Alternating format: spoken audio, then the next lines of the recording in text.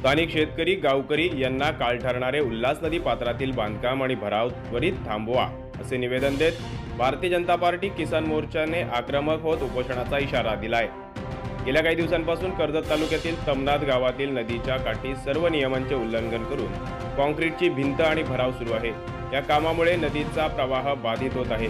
त्यामुळे आजूबाजूच्या गावांना पुराचा धोका निर्माण होऊन मोठ्या प्रमाणावर वित्तीय आणि जीवितहानी तसेच शेतीचे नुकसान होण्याची शक्यता आहे। या कामाबाबत शेतकरी गावकरी आणि विविध सामाजिक राजकीय संघटना तक्रार करतायत, परंतु सरकारी यंत्रणा काही कारवाई करत नाही। कोणाच्या वरदहस्ताने हे लोकांच्या जीवावर उठणारे काम सुरू आहे असा प्रश्न उपस्थित करत जलसंपदा लघु पाटबंधारे यांच्याकडे विचारणा केली आणि हे काम अनधिकृत असून पुरनियंत्रण रेषेचे सर्व नियमांचे उल्लंघन झाले असल्याचे लेखी उत्तर मिळाले असल्याचे किसान मोर्चाचे प्रदेश उपाध्यक्ष सुनील गोगटे यांनी म्हटलंय। 3 नोटीस पाठवून सुद्धा काम सुरू आहे असं सांगण्यात आलंय। सर्व नियम आणि अटी तसेच सरकारी आदेश न जुमानता काम करणाऱ्यावर कारवाई करावी, अन्यथा भारतीय जनता पार्टी किसान मोर्चा आणि शेतकरी मंगळवार दिनांक 19 मार्च पासून कर्जत येथील टिळक चौक येथे आमरण उपोषण करणार असल्याचे निवेदन तहसीलदार कर्जत यांना देण्यात आलंय।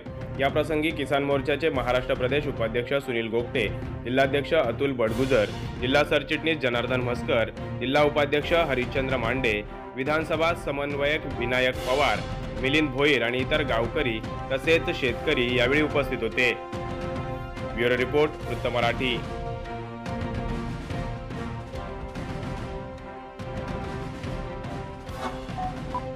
Like, comment, share and subscribe.